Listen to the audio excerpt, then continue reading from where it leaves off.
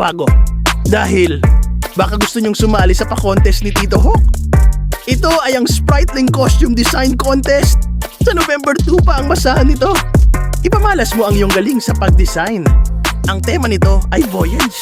Siguradong magaganda na naman ang mga pagpipilian dito, mga kwago. Tignan nyo naman ang rewards.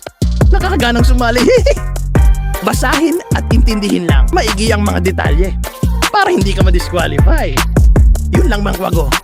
Good luck sa mga sasali.